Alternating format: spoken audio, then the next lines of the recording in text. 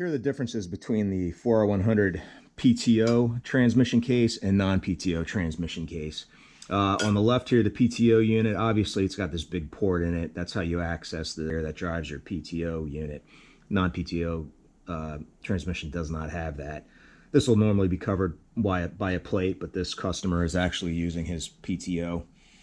He has the Muncie gear-driven hydraulic pump here. So what Ford had to do is they had to reroute the shift linkage to go around whatever unit the customer bolted up to it. So you can see a difference between the shift linkage bracket and also the shift arm. On the PTO unit, it's more like a flat dog bone shape. On the non-PTO unit, it's like an offset dog bone shape. Here's the main spacer plate for the PTO on the left, non-PTO on the right. They also have this, the PTO has two little cutouts. Non-PTO has one. The only difference between these two plates is this cutout right here that my pick is sitting in.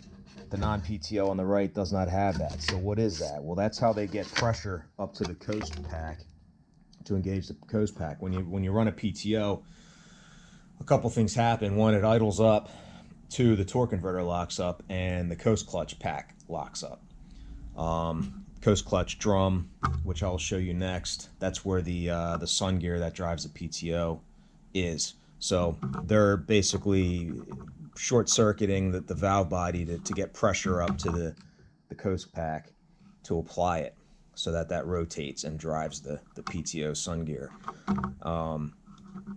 So how they do that is this taps into the main line pressure worm track in the bottom of the transmission, and then it comes up here into this is the 3/4 valve on the main valve body.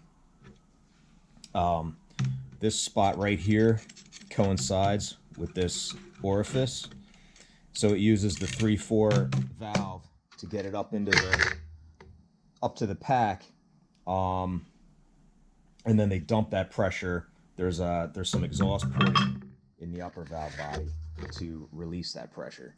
So the difference is, well, here's a non-PTO unit on the right. So this is what we were talking about right here, this area, and see this area, this valve body doesn't have it. This is non-PTO. So these are not interchangeable. The lower valve bodies are not interchangeable. The upper valve bodies are not interchangeable. The main spacer plates are not interchangeable, and neither are the valve body spacer plates. Here's the two coast clutch drums for the 40100. On the left is the PTO version, on the right is the non-PTO version. By the way, Ford calls these cylinders, so if you're following in the book, you'll see cylinder. I'm just in the habit of calling everything a drum. The PTO version has the gear pressed onto it. This is the gear that drives the PTO accessory that bolts to the side of the transmission through that port I showed you a little bit ago. Because of this, there's a force incurred back against the coast drum. So what Ford did is they machined out the center of it and installed a ball bearing, as opposed to the standard version, which just has a bushing.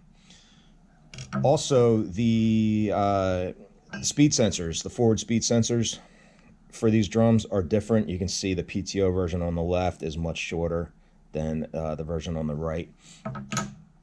And the PTO version also comes standard with 3 clutch frictions and 3 steels, as opposed to 2 and 2 for the non-PTO version.